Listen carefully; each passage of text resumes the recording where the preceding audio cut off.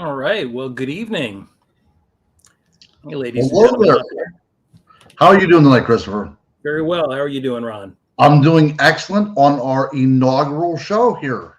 It is indeed. I know. I don't know. We've got a couple of people watching. I don't know if that just represents us, if we're the sole watchers here, but anybody that's out there, ladies and gentlemen, I'd like to welcome you to the inaugural episode of Monday Night Monsters. And this evening we're going to be talking a little bit about the legends, the folklore, and all of the heritage behind something that's very near and dear to my heart. And I know, Ron, that it's a favorite topic of yours as well, and that is werewolves and all of the various permutations thereof. Absolutely. As a kid, I think that was one of the first monsters that actually frightened me and fascinated me at the same time. It's one of those kind of dichotomous monsters because you're instantly drawn to it because it reminds you so much of a human being, but then you're completely repulsed and disgusted by it as well. And I think as we start this program, we start looking at the lineage in which these creatures grew out of. We can kind of see how that all kind of came together. And I'm right there with you. It's a very childhood thing. When I was probably, I think I might have been 7 or 8 years old, and a wildlife sanctuary near where I lived. I grew up in a very rural area, and they would have a Halloween party every year. And I'm really dating myself with this one, but they had an old movie projector in their sort of common room, and they showed old black and white 8mm films of the classic Universal monsters. And this one Halloween, they showed Frankenstein meets the Wolfman. And it just electrified me. I thought that it was wonderful. And I think at the time, I certainly had no idea, but that's a movie that in a lot of ways is hugely significant to modern werewolf lore, because it was that movie that introduced some of the tropes that became well-known aspects of werewolf folklore going forward, including the first time that a full moon was the catalyst for a werewolf to change. So again, a huge part of it. Hi, Mary Beth. Hello, welcome aboard tonight. So people are coming. That's good. It's good to know that it's good to know that everything is working, isn't it, Christopher? Absolutely. See, that was my thing. I thought maybe we were just talking to ourselves and people are wondering why the show's not coming on. Hey, you know what? I'm used to talking to myself. I do it when I'm home alone all the time. So tonight wouldn't have been any different. But hopefully we'll get a couple of people in here watching. We'll say we've got a few nice folks. And yes, of course, please post your questions and comments in the comments section. And we can't promise to answer every single question, but we'll do our best to get to them as we go through. So as we start, Christopher, let me ask you, where would we start whenever we're discussing the legends and lore of the werewolf? Like, at what point in history or prehistory do you want to begin this little trek as we start looking for footprints?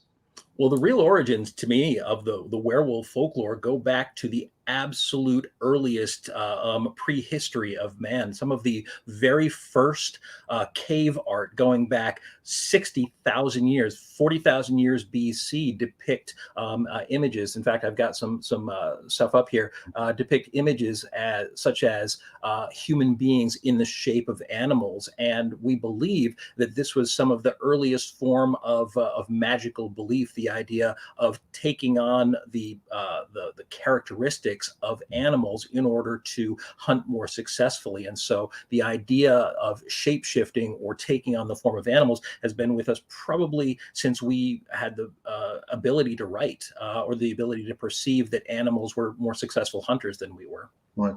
And so, and I feel the exact same way. I think the idea of sympathetic magic, becoming the animal in which you wanted to hunt in order to, find out how to pursue it and how to all that other stuff comes into play. But let's talk a little bit about the shamanic tradition that's behind that as well, too. Is this something that was reserved for the common folk, or was this something made for somebody that was special, somebody that was sectioned out from the whole? Shamanism really, I think, began with the common folk because in the probably the earliest forms of magic, there are two basic kinds of magic, and I'm glad you brought this up. You have sympathetic magic and you have imitative magic. These are the two classes of early shamanic magic. Sympathetic magic is taking an item like a wolf's claw or a bear's tooth and using it to try to imbue yourself with the power of that creature, believing that a thing that came from that creature, a lock of its fur, a claw, a bone, has a magical connection to that creature. And then there's imitative magic, where you actually would place a wolf skin or a bear skin over your body, a cheetah skin, and attempt to act out and physically become that creature. But in the beginning, I don't think that they had holy men or priests or shamans in the way we would understand it as their civilizations developed later on. I think that the hunting class, the hunters among the tribe, would be the ones that did this. But this is an interesting thing that we're probably going to get into a little bit later on, is that shape-shifting in those early days appears to have primarily been part of the male magical system, because the males were the ones who could leave the immediate area of the settlement and go hunting, where women generally tended, and this is where a lot of gender roles ended up coming into play in society, is that because women cared for the children who you couldn't safely take on a hunt, the women tended to stay behind and became more involved with what you'd call herbalism and hedge magic, and the men became the hunters. And so shape-shifting magic at that time in history tended to be more of a male mystery. But there wasn't yet a shaman class, and I think that didn't start to come in until a bit later, as civilizations grew and they started to form social structures and hierarchies. Right, as long as you have that stratification. Because whenever I think of the great sorcerer in that Lascaux, in that particular campaign, yeah, it appears that somebody's taking on the form of a deer, some sort of antlered creature.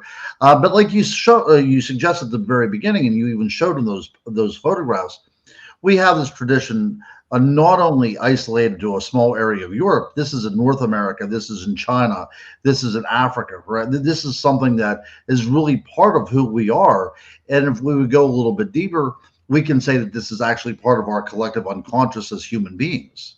Oh, I very much think so. And the truth is that although the focus of our topic today is going to be werewolves, and that's where a lot of this conversation is going to carry us, the truth is that the dominant predatory or dominant animal in any region of the world tended to be the creature that was the focus of much of their shape-shifting magic. If you were in Asian countries, it was often things like big cats. If you were in African countries, there were were-elephants, were-jaguars, hyenas, things like that, of course. And so the dominant creatures of the region are going to be the ones that feature most prominently in their shape-shifting magic. But wolves are special, aren't they? Because that is where we get our dog from. There's some special tie between human beings and the canid. There's some sort of intrinsical connection there that is with us to this very day. And a lot of my theory about the idea of werewolves begins with the idea that we had to almost imitate their actions and their way of communicating in order to hunt, in order to make our stand in a very early Pleistocene world. It's I apologize. I actually was just reading no. Screen, so I got knocked off track a little bit there. But yes, absolutely. The thing is that the canid our fascination with canids, I think dates back again, a millennia, to the point where wild wolves began to lurk around human settlements. Now, of course, obviously, this tended to be in more northern climates and a little bit more focused in the western region. But that's where we're going to be focusing today. I don't claim to be a real specialist on Asian or African culture, but even in Africa, canids certainly were a big part of the hunting, sort of the hunting ecosystem. And we'd formed these bonds, and these bonds, I think we felt that we were closer to wolves and other canids than were to other kinds of creatures, the way they banded and formed family units. And because of that, we could identify with them. And Right. as that bond grew, we had this love and hate relationship. And that's something that I think we're going to address a lot tonight, is the difference between our fear of wolves and Mhm. creatures like them and our attraction to them. And the fact that the clash of those two things makes werewolves such a complex and very rich topic. Right.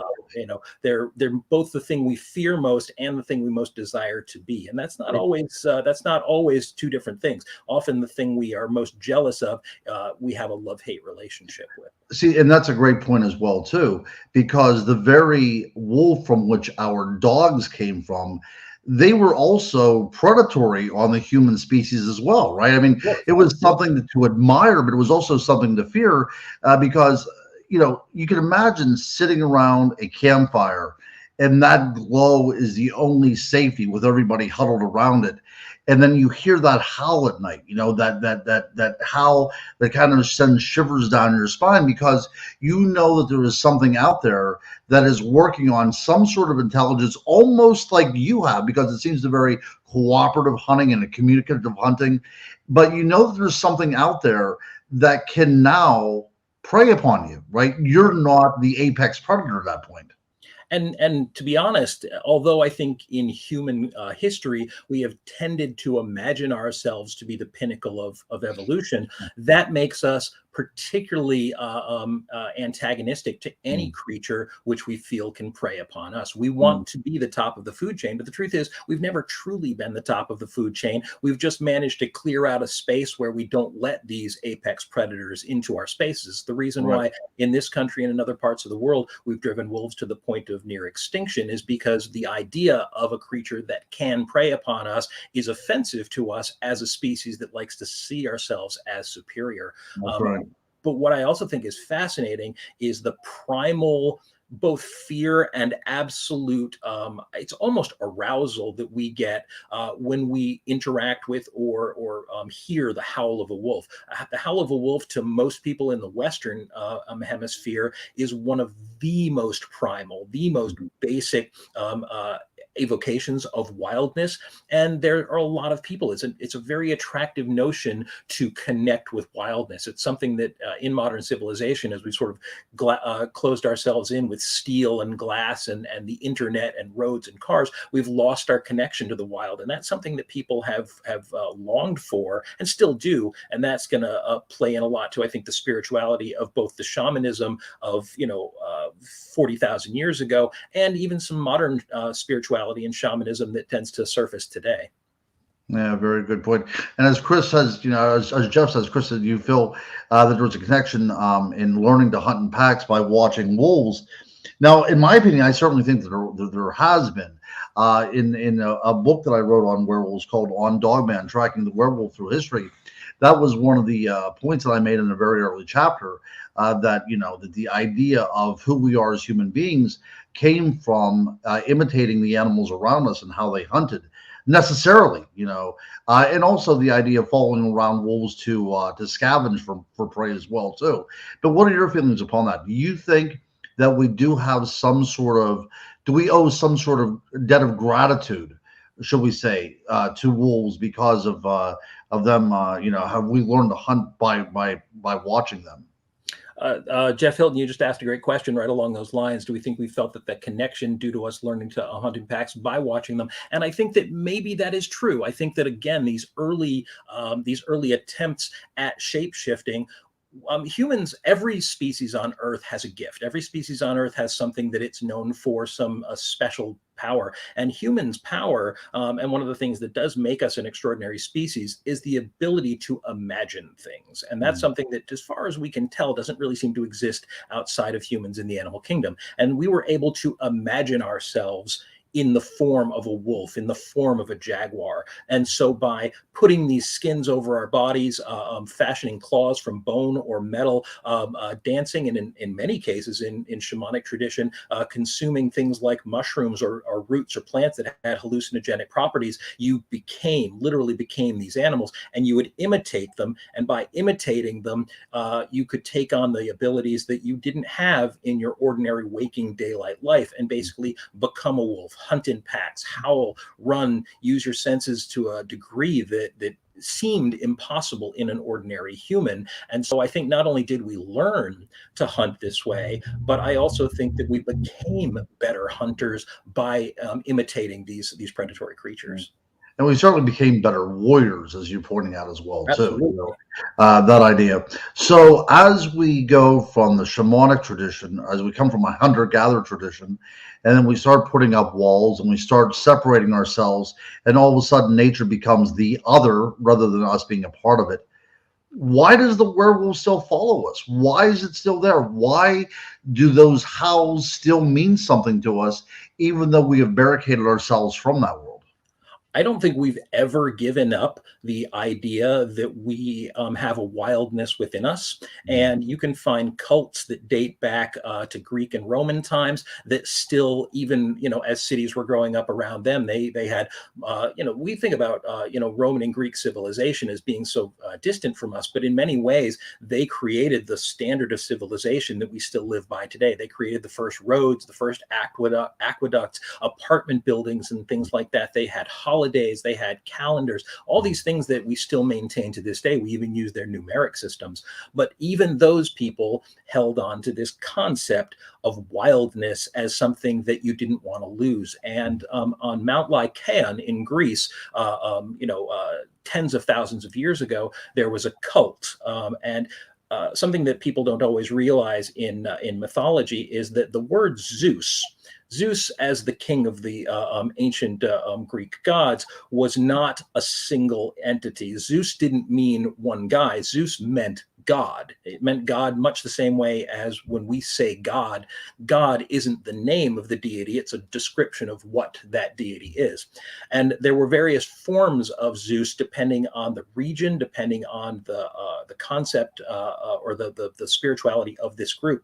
So Lycaeus Zeus, or Zeus Lycaean, was wolfish Zeus. He was a form of Zeus that was a god of forests, a god of wildness, and there were cults dedicated to him. And every 7 years, these cults would hold human sacrifice rituals. Now, that's a very grim thought, but this is a part of what they believed, is that by consuming the flesh of one of their own members, that they would take on this wolfish aspect.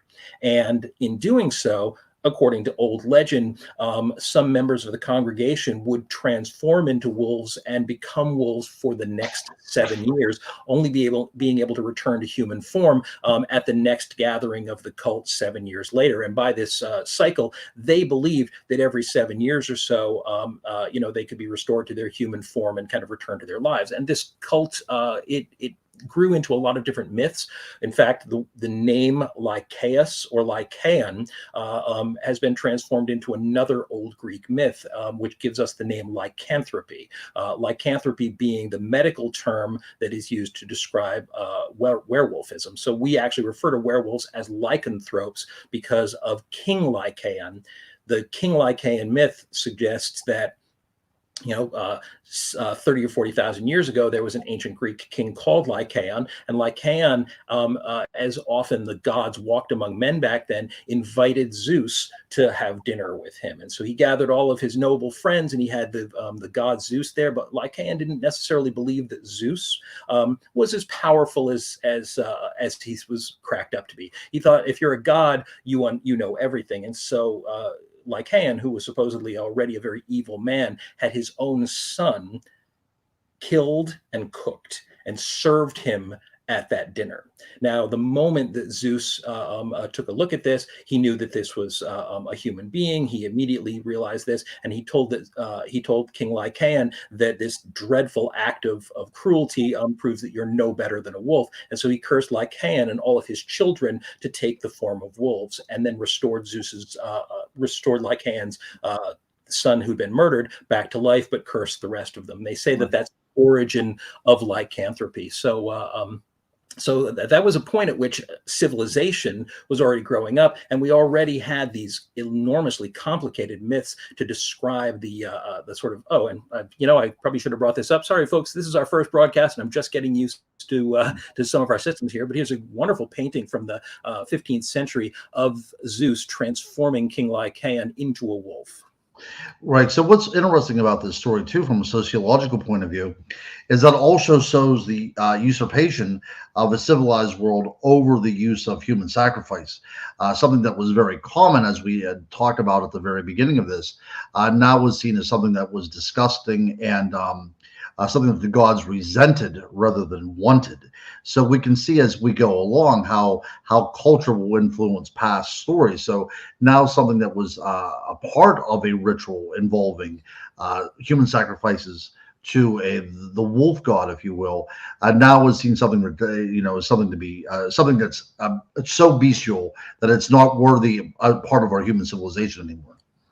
Yeah, it's interesting. Human sacrifice was something that for thousands and thousands of years was comparatively common. Now the thing is that depending on the culture that you were in, sometimes the people you would sacrifice would be volunteers. There were various cults that actually had people who were raised to be sacrifices. There were cults in which you took enemies, you took prisoners and used them, or you took captives who were from other wars. But it was comparatively common at that time, and of course, as we became more civilized, the idea of human sacrifice became more and more distasteful. But there was a point at which it was not considered uncommon. There's references to human sacrifice in the Bible, in several instances. And what's interesting, even when you read those references, is that they're not portrayed as unusual, even if they're portrayed as distasteful. It's that again.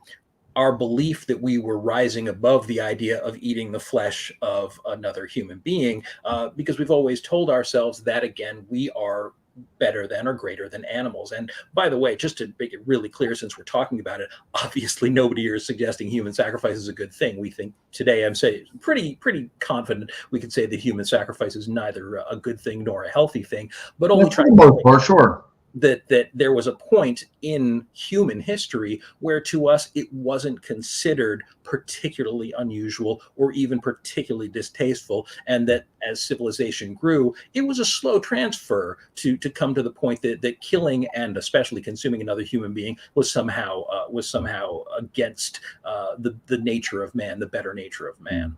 Right.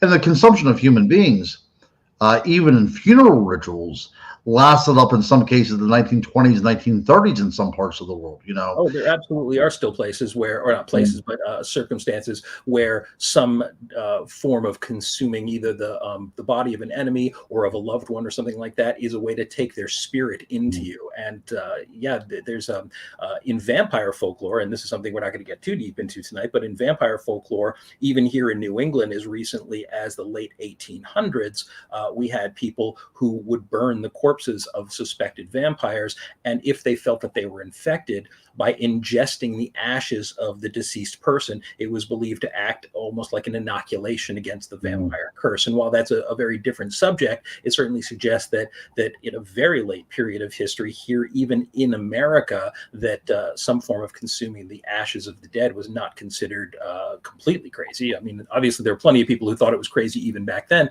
but some people thought it was sensible enough if it was going to cure you of vampirism. Right. And if we think about back to the Trojan War, we do see human sacrifice taking place in the Trojan War, and that was something that caused, whenever Iphigenia was sacrificed by her father, that was kind of like the time the gods rallied against it. So, but you still see that there was still that holdover of human sacrifices, even into a time in Greek culture that it was very structured, very regimented, and also very militaristic as well too. We still see that not completely given up even at that time. We're talking about 1084 BC. And it's around that time that Christianization of civilization was beginning to really take hold in a lot of European countries as well. 900, 1000 around the time you have. Lycanthropy, this shape-shifting concept, spreading kind of ahead of the wave of Christianization. The Christianization of society, among other things, stripped a lot of old magical beliefs, or at least tried to suppress it. But in the 1200s, there was a woman by the name of Marie of France, and she wrote a poem called The Lay of Bisclavret. Now, Bisclavret is apparently an old Breton term, which is similar in meaning to werewolf. And this was a time when old pagan beliefs still existed in a kind of a suppressed form in Christian societies. And it's an interesting period because there was a kind of a phase of werewolf belief where the heroic or noble werewolf still existed in some stratas of society. And Marie of France wrote this story. I think I have a little illustration here. Of a werewolf called Bisclavret. And this werewolf was a noble knight in service to the king. And every week for a couple of days, he would disappear into the forest and he would go hunting in the form of a wolf. There's never any explanation in the poem for why he was either cursed or blessed with the ability to turn into a wolf, but every few days he would disappear into the forest, hunt for a while, and then come back. And this is the one thing that he never told his wife about. He had this wife that he loved very, very much, and she became distressed because he never would tell her where he would disappear for days at a time. So one day when he came back from hunting, his wife confronts him and says, if you truly love me, you wouldn't keep secrets from me. And so you need to tell me this one secret. If you won't tell me your secret and you don't trust me as your wife, then I can't believe you truly love me. And he loved her so much, he finally confessed his secret to her, that he became a wolf a couple of nights a week. And he said, if you ever tell anyone, they'll destroy me. So you please have to keep my secret. I know I do. I love you. I trust you. Just keep my secret. And she said, well, when you go out roaming in the forest as a wolf, do you wear your clothes or do you go naked? And he said, well, obviously I take my clothes off and I hide them. Please don't ask me where I hide them, because if I ever lost my clothes, I'd never be able to return to my human form. And she said, well, clearly you don't trust me then. If you won't tell me where you hide your clothes, then obviously you don't truly love me. So once again, he's pressured and tells her where he keeps her clothes. The next time he runs off into the woods, she, who has sort of stewed over this story, believes that she can't possibly love a man who's a beast half of the time. And so she makes a deal with another knight who had long fancied her, and says, if you steal my husband's clothes, I'll give myself to you and become your wife. So he goes off into the woods. He steals the werewolf's clothes. The werewolf is never able to change back into human form. The knight's duplicitous wife and the new knight both get married, hopefully to be have happily ever after. So months go by, and the king is out hunting in the forest with his retinue, and this enormous wolf comes flying out of the brush, and they chase it and they chase it. And when the wolf is basically run to the point of exhaustion and they're about to kill it, the wolf spins around, runs up to the horse of the king, and bows before the king. And the king says, stop, don't kill this animal. It recognizes its king. How could any noble beast like this possibly exist? And the wolf licks the king's boots, and all of a sudden the king is just overjoyed by this magnificent animal, brings it back to his court, and this wolf becomes his good companion. He's always well behaved. He never shows any hostility whatsoever until the king holds a court, and he has all the nobles of the country come to visit the court. And of course, the duplicitous wife and her new husband are among these nobles. As soon as they enter the court, the wolf leaps up from the king's dais, leaps upon the woman, and tears off her nose. It's a crazy story. But in doing so, the king is so shocked by this that he says, my wolf has never raised a finger or a paw to hurt anyone, but he knows that this woman was the former wife of one of his dearest knights, one of his most trusted knights, and that knight disappeared mysteriously. And he just can't help but think that something here is wrong. So he imprisons the woman and her husband and tortures them until he forces them to talk, at which time the wife admits the entire story, and they restore the werewolf's clothes to him, and the werewolf is able to return to his human form and retain his position as one of the king's greatest knights. Now, it's a strange story, and there's a lot more to it. I give you a really brief version of it, but it's an intriguing period because this is a story written in the 1200s, goes back probably hundreds of years earlier than that, in a period where the idea of transforming into an animal should be considered to be witchcraft and evil, and yet this knight is portrayed as the hero of the story. He's this magical creature who transforms into a wolf, hunts in the forest, and yet becomes the hero of the story. And it's been translated into, there's a version of this story in Le Morte d'Arthur, Mallory's great book of the legend of King Arthur, where the knight is one of King Arthur's knights who's betrayed by his wife, but is a werewolf by night. And so it's a fascinating period in history where they hadn't quite figured out where the werewolf had fallen into the sort of realm of mythical beasts. Right around the same time in Italy, we have the great story of Saint Francis and the Wolf of Gubbio. You're familiar with that one as well? I don't think I am, actually. Please tell me. Well, it is along those lines, but the wolf is very generic. It doesn't really have these kind of human factors to it. But what is going on is there's a wolf that's predating the outskirts. First, it starts on the cattle and the livestock, and then it turns its attention towards the countrymen themselves. And as it happens, Saint Francis comes through. And they plead with Saint Francis, we have to get rid of this wolf.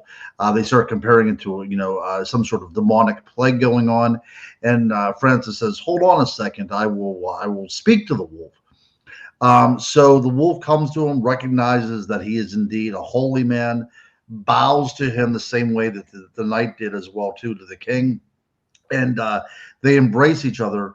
And Francis has a very intelligent conversation with the wolf, stating that the townspeople will feed the wolf in exchange that he simply leaves the people alone and the livestock alone. So they make this kind of symbiotic agreement where the wolf does his little thing and the townspeople do their thing, and they kind of feed him. But as the story goes, that after the wolf dies, it is then interred under the altar of Gubbio itself. And I find it very interesting because at this particular time and place, it was very hard, if not impossible, to have an unbaptized baby buried in the churchyard, So I had always thought, in a lot of these artistic representations that you see of the Wolf of Gubbio, it is often seen as bipedal if it's on two legs. And there's a discourse with St. Francis to seem to suggest that this was more than a simple wolf. So I think that is one of the things. Again, we're talking about these two stories were maybe only 50 years apart. And of course, I believe because this was a period of right whenever the Renaissance was starting to begin in certain areas, that they were drawing upon traditions of the past. But I've always found that very interesting. And as the legend goes, whenever they did, excavate the Church of Gubbio, they did find the skeleton of a wolf underneath the altar. It's interesting. You talk about the bipedal depiction. There's a sainted dog. There's an actual sainted dog who is often depicted as a knight or as a bipedal creature in order to explain the fact that they sainted an animal. And these images that are up right now are of something called kinocephali. And this is a really interesting old medieval concept. We went through a period, well, honestly, I think humans have always been this way, in which we think of people from foreign countries as very other, very strange. And it's hard sometimes for us to find connections with people whose cultures are very, very different than ours. And going back as far as at least Marco Polo, when he was exploring the world, there were these people who supposedly lived in these remote portions of the world called kinocephali. Kinocephali literally means dog heads.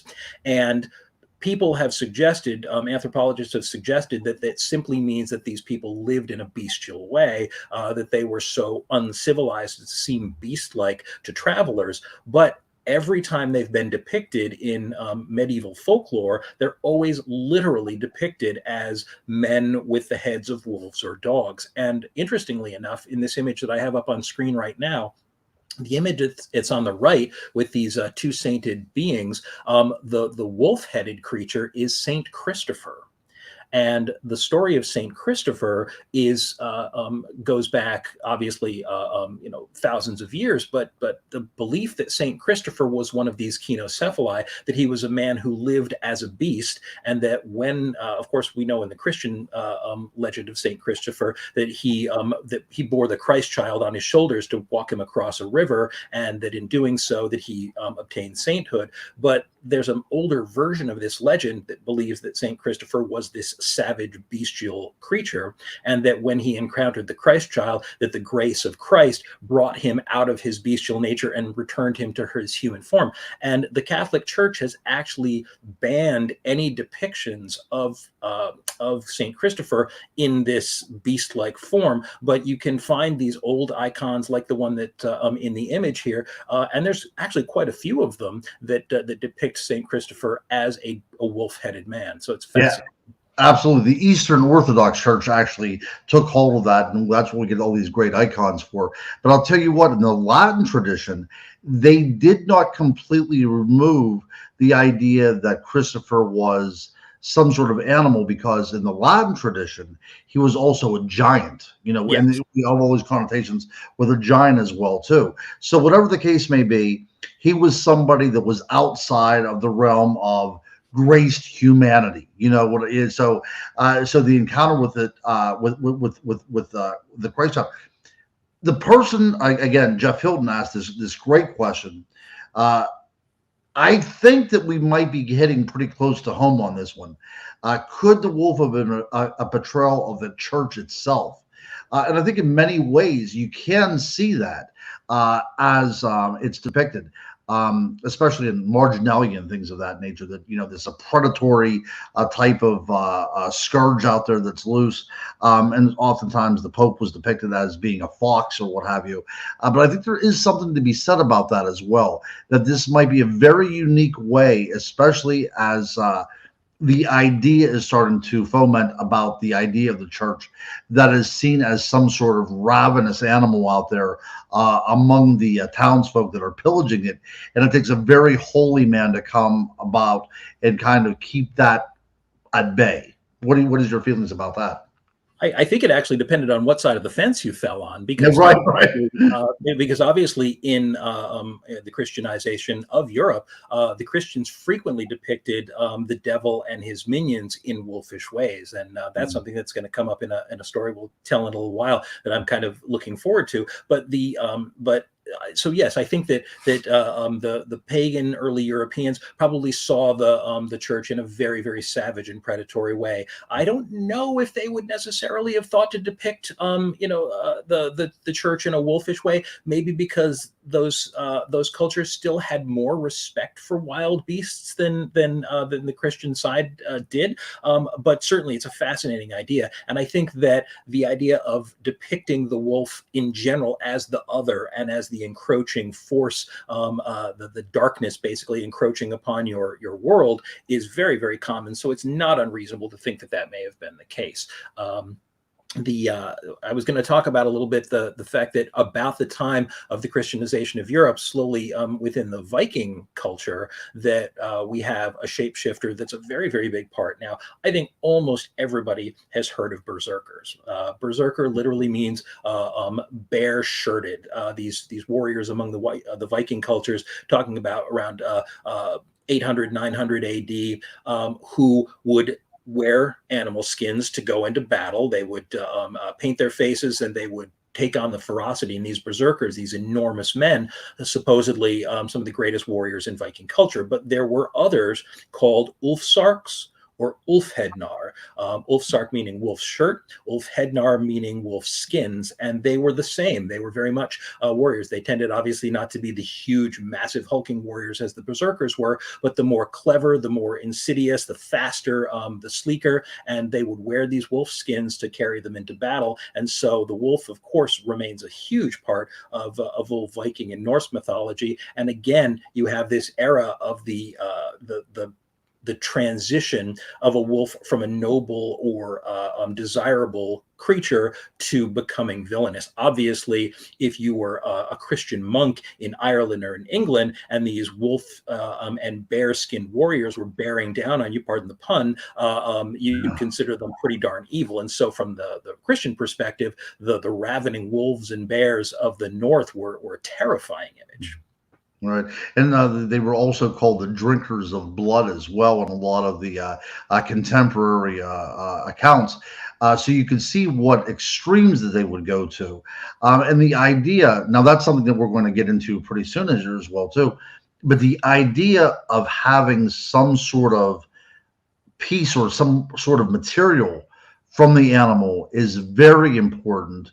Not only in the development of later werewolf mythology, but even whenever you think about the one of the most classic dogmen in history, if you will, is that's of Anubis in Egypt, and that particular cult had a skin called the imiot that they would carry around, and this skin was a way for the priests of that particular belief system to come in contact with that god, as if that was allowing them to have the god transfer its power into them. So we can see even from, and this happens, you start seeing the development of this in a religious sense from the Old Kingdom. So we're going probably back in the oral tradition, at least 2,000 years longer, before that. So we're talking about before the time of Stonehenge. People are thinking that the idea of having a piece of the wolf or the piece of this animal will help you in transforming oneself, at least mentally, into that animal.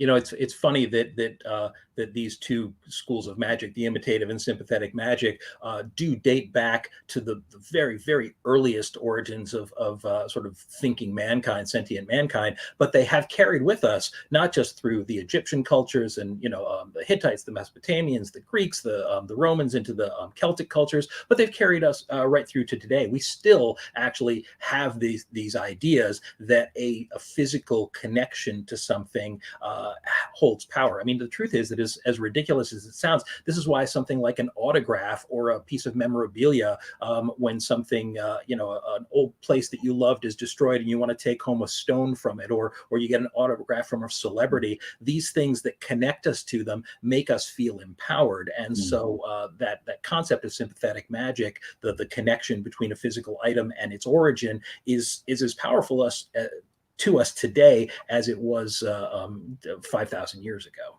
Absolutely. So the wearing of a wolf's garment can make you either a holy man or somebody that would kill your enemy and drink their blood. There's an interesting sort of a crossover in Ireland. Now, Ireland hasn't had wolves for a very long time, but there is some interesting Irish werewolf folklore. And there's a great story about Saint Patrick. And Saint Patrick, when he was trying to, or Patricius was trying to bring the word of the Christian church to Ireland, and encountered a village full of people who not only were completely resistant to his word, but when he approached them and tried to speak to them about the word of God, that they openly mocked him and they howled at him to sort of drown him out, so that he couldn't even preach to them. And St. Patrick supposed to have been so angered and so offended by this that he called upon the power of God to turn the men of this village into wolves, and they all then descended upon their leader and devoured him. And this is supposedly the origin of the Irish werewolf. Again, it's a piece of folklore that you don't hear a lot, but if you hunt it down, again, pardon the pun, or the turn of phrase there, but is a really strange little chapter from Patrick's history. But there's an interesting flip side to this story, which is that there's also a story about a priest who is basically wandering, spreading the word of God and doing his missionary work when an enormous gray wolf approaches him. And at first he's terrified. He has no weapons and he assumes this wolf is going to devour him. But the wolf approaches him and speaks to him. And he is mortified. He doesn't know what this means, but he realizes that this must be a werewolf. And the wolf pleads with the priest to come with him. And he approaches a little glade, and under some bushes, he sees that there is a female wolf laying in the bushes. And this female wolf is the mate of the werewolf, and she's been grievously injured and is on the brink of death. And so the werewolf has asked the priest to come here to give her the last rites and actually administer the Holy Sacrament to her. And it's a fascinating story because the priest does it. He can't let a soul, go into purgatory unblessed, and so actually gives the sacred sacrament to this werewolf. So it's a fascinating story, and it's one that I think any modern theologian would tell you that that's insane, the idea of giving a beast the Holy Sacrament. But this priest obviously felt that the human soul existed within this werewolf. And so you have these two very, very distinctly different ideas. One is that cursing people to be sort of shafted from the sight of God by turning them into wolves, and the other, a priest who believed that a wolf could still have its soul saved. Or to be buried in a church, like in St. Francis's case as well, too. So as we are nearing this is just zoomed by, let's just talk about a couple really famous werewolves in history in the last 15 minutes, because I want to get up to modern times before we wrap this up, because I think it's so interesting to see how werewolves exist in the 21st century. So let's talk about some of your favorite werewolf serial killers in history. Well, definitely, you have the Werewolf of Bedburg. In the late 1500s, you had Peter Stube, or Stump, depending on who you ask, or the spelling at the time, which wasn't really consistent, who was supposed to have ravened through the countryside. We'll kind of zoom in a little bit here, and I'll show you in this image is actually a medieval image, and you have a sort of a montage. And here we have an image of Peter Stube, the werewolf, ravening through the country. Again, a bipedal wolf-headed man. Here's a image of him preying on somebody. But they did eventually track this werewolf down. They discovered who he was, and in doing so, they tortured him. They chopped off his head. They tore chunks of flesh, and they finally actually burned him. But you even see in here, if you look at the top there, they placed his head atop a pike with a carved wooden wolf, and they made it quite a holiday to destroy this werewolf who had been ravening across the countryside. And what's interesting about the story of Peter Stube, like some of the other ones we're going to discuss here, is that he was definitely a real person, and the trial really happened. These are all historic events. Was he physically a werewolf? Did he really transform into a wolf, or was he a serial killer? That's not something that I'm able to answer, but it's a fascinating story, and one that gave rise, this was in Bedburg, which is Germany, to this 16th and 17th century fear of werewolves all across Europe.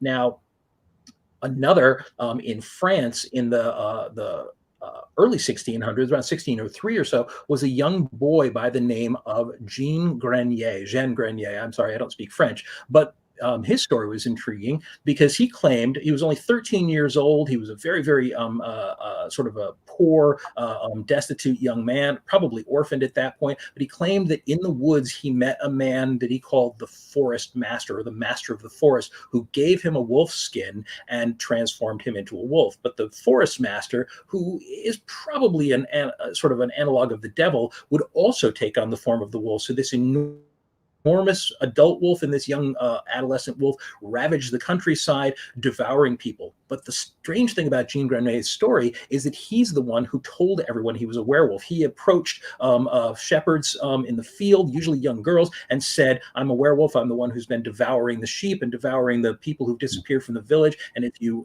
aren't kind to me, I'll devour you too." And it is true that the area was plagued by wolves at that time, and so people began to believe that he was on the level. His face was always filthy. He was gaunt. He had these claw-like nails. He was incredibly savage looking. And so eventually he was brought to trial. Now, the trial records for Jean Grenier still exist to this day, but because it was believed that he was seduced by the devil and he was so young at the time, instead of executing them, which would have been a very common answer, what they did is they banished him to a monastery. He was imprisoned in a monastery where he lived out the rest of his life. And he didn't live that long, maybe another 10 or 15 years, but always remained completely savage. He never killed again. He was treated kindly by the monks, but he always remained this savage wolf child. And the wolf child or wolf boy image is something that's not all that uncommon in even in modern folklore. Well, go ahead. If you carry that forward, however, about another 75 or 80 years, you get into one of the most unique werewolf trials in history. And I know this is one that you're very familiar with, and that was Old Thys or Old Thys. And this was a man in Livonia, which is modern day Estonia, effectively. Now, this man was actually a witness at a trial for livestock theft. And while he was waiting to testify, another villager said to the judge presiding over the trial, "Why is old Thys here? This is a man who you can't trust because everybody knows he's a werewolf." And the judge said, "What exactly are you talking about?" And he said, "Everybody knows. It's common knowledge in the village that Thys is a werewolf." So the judge said to this old man, who's probably in his 70s at the time, he said, "So what's the deal? Why do people think you're a werewolf?" And Thys, rather than saying that's crazy, he said, "Of course I'm a werewolf." And immediately they said, "Well, if you're admitting to being a werewolf, we're going to try you. We're going to put you on trial for it as well." Now, this trial did not go according to plan because they said, "So when did you sell your soul to the devil? When did the devil give you the power to turn into a wolf?" And Thys said, "Oh no, you got this all wrong. I'm actually in the service of God. I am one of a pack of werewolves. We are the hounds of God. And that's our job to travel into the underworld every year at the turning of the season to battle the devil and his witches and win back the bounty of the harvest, win back basically the bounty of the land." And they tried and they tried and they pressed him to admit that he was a servant of the devil, and he insisted that he was a servant of God, granted the magical power by God to turn into a werewolf to battle the devil. And in the end, because the legal requirements for a trial of this kind, where you had to either get an admission by the defendant or you had to get an eyewitness who claimed they witnessed it, they couldn't get either of those. And so they simply, this self-admitted werewolf was sentenced to 10 lashes for idolatry and sent on his way. One of the most extraordinary werewolf trials in history. Yeah, what's so cool about that story too is it happened in 1692, the same time that the Salem witch trials were going on. It did. It very much did. And so at the time that Europe's sort of heresy trials and their witchcraft and werewolf trials were just beginning to wind down, we had the very beginning of our heresy and witchcraft trials here in the United States. So it's an interesting sort of transition in history. Of course, even witches in the United States were accused of being able to transform themselves into animals.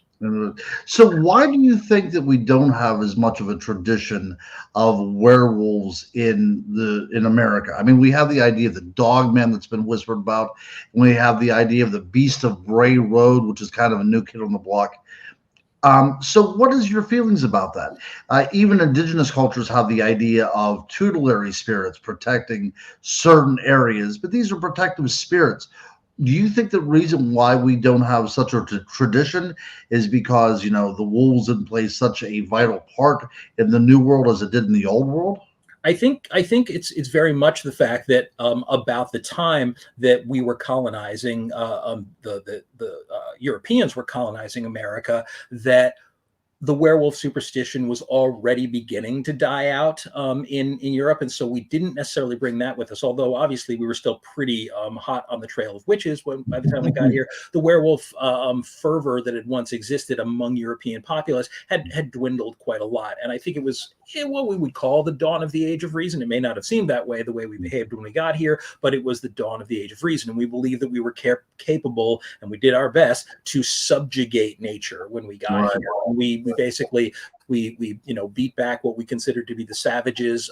And although it's true that Native Americans have a great deal of shape-shifting folklore, it wasn't something that was any longer a significant part of who we were. We kept our werewolves. At that point, we were just about to launch into a new era of werewolf sort of fascination, and that was with the Gothic werewolf. And of course, in the 18 and early 1900s, we began to get the birth of the Gothic werewolf, the fictional werewolf, and that's when Wagner the Werewolf, White Fell, the Werewolf by Clemens Hausmann, these early Gothic stories that appeared especially in the early 18 and mid 1800s, became more popular, and we began at that point to sort of define a little bit more what we believed a werewolf to be.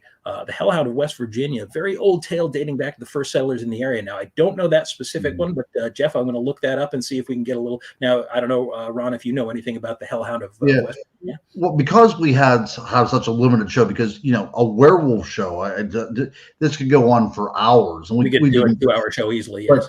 And we didn't discuss anything about the Church Grim, which has some sort of connection with the werewolf legends as well too.